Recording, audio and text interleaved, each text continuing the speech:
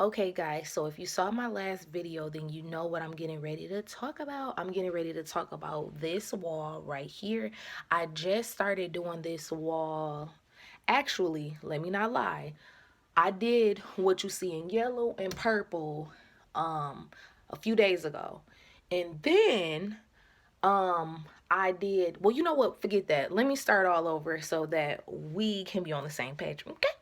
So, if you guys haven't read this book by Myles Munroe, it's called The Purpose and Power of Prayer. I believe that's the name of the book. I'm going to link it below anyways. But I had bought the book a while ago. No, I didn't buy it. I found it for free online um last year because I had asked for my book club that I'm in to read it when she asked if we had any suggestions, and the book club read it. But y'all, I don't know if I told y'all, but I'm a big procrastinator, and I'm praying that God helps me to, get over that. But I didn't finish the book when they finished it, so I'm still working on it. But basically, Myles Munroe teaches you how to pray, because I don't know if y'all know this, but I didn't know this, and I've been in church basically my whole life, but I did not know this, which I understand why. But anyway, um prayer is not something that you shall automatically know. It's something that's taught to you. Like, even the disciples in the Bible in the New Testament had asked Jesus to teach them how to pray. That was like one of the things that they did teach, ask him to do, is to teach them how to pray.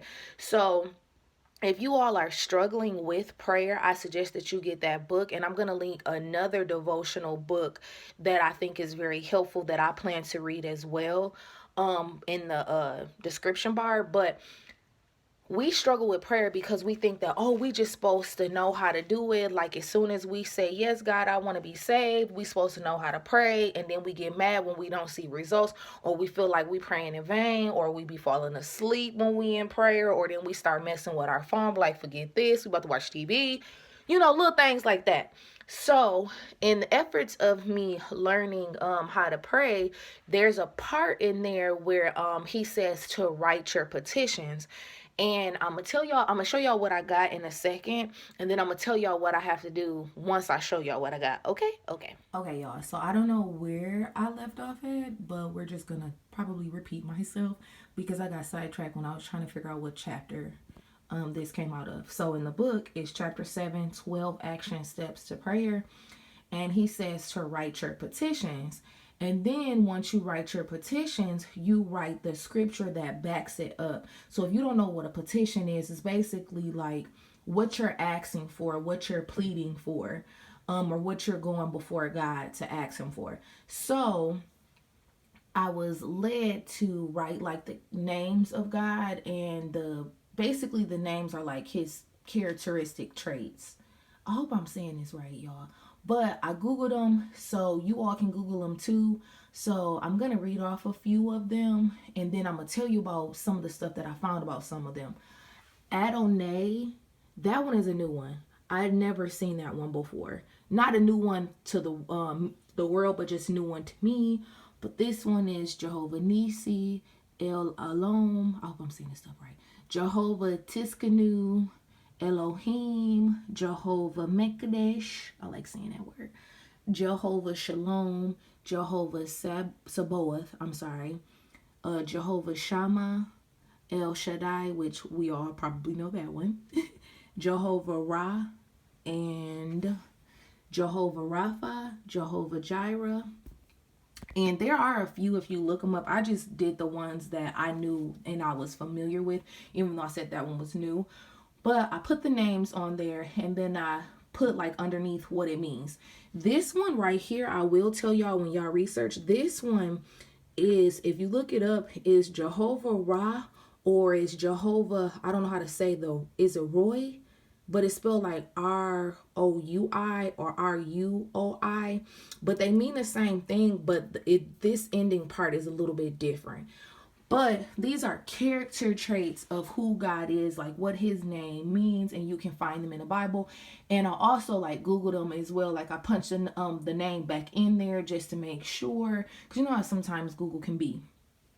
But so when it came to my petition part, What I did was I wrote down some things that have been on my heart and I put them next to it. So Jehovah Mekadesh means to sanctify or make holy. And my petition is he will sanctify my mind and he will make me holy. So these are my petitions, but I'm going to go back through and put the scriptures on there. And then, like, Jehovah Shalom is peace. So he's the God of peace.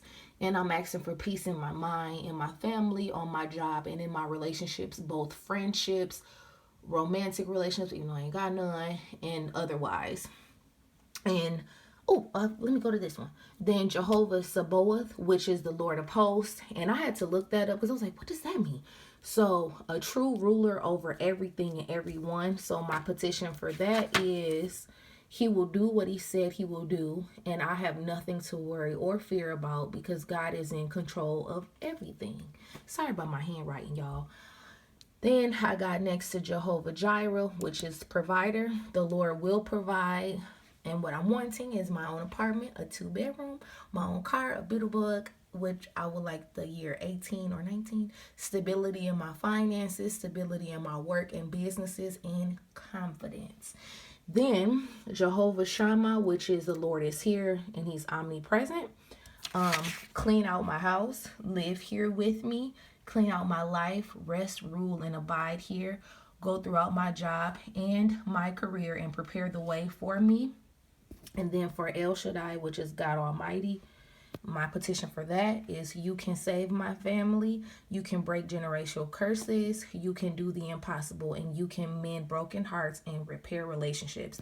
Because I am trying to work on my family and I'm trying to build a stronger bond with my family. So that's why that's there. And then Jehovah Ra, I hope I'm saying it right. Our shepherd, you provide for me and I want or need for nothing. You protect me. I have nothing to be afraid of. You take care of me and you always will. So shepherd, if you know what shepherds do in like real life, like, they watch over the sheep. They make sure that they're taken care of, that they don't wander, that they don't get ate up by little wolves, little stuff like that. So, like I said, I'm going to go back and put scriptures for everything, for all of my petitions, but I just put my petitions, I don't know if I said this before or not, but I put my petitions under each name so that when I'm praying, that's who I'm calling on. That's the character trait of God that I'm calling on. Like today, I used this one. I was like, I need Jehovah Shalom to come. I need peace.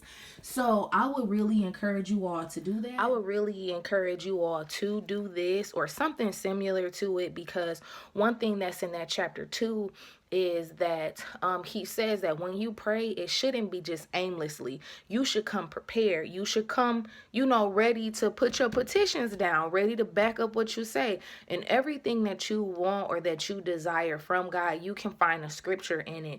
Even if you're praying like, say you're suffering from depression or anxiety, or you're suffering from maybe having issues in your mind, like maybe you have like a lot of fleeting thoughts, or maybe you have suicidal thoughts, like the scripture that definitely comes to mind for me is God didn't give us the spirit of fear, but of power, love, and of a sound mind. And when you pray and you ask God, like, please heal my mind and help me, that's a scripture you backing up, because as a child of God, you are entitled to everything that you are asking for. He takes care of those that he loves, and he loves you. I'm going to link that scripture too, because I'll be wearing that one out. But I just want to share that because I know prayer can be tricky, and sometimes we feel like, am I praying in vain? Is he listening to me? Is he not? And I think we all should learn how to pray. And I will also end this video by saying, don't beat up on yourself if you don't pray like somebody else, if you don't sound like somebody else. Like, take little baby steps. Like, study what you want to be good at. Like, we study everything else. Why can't we study the things of God? So please let me know how you like this video. And if you want to see what scriptures I linked below, I mean, if you want to see the scriptures that I'm going to put on my petitions, just let me know and I'll just update you in the comments, or I'll make a separate video. But I love you all. And remember, it's you that makes you beautiful. So see you later.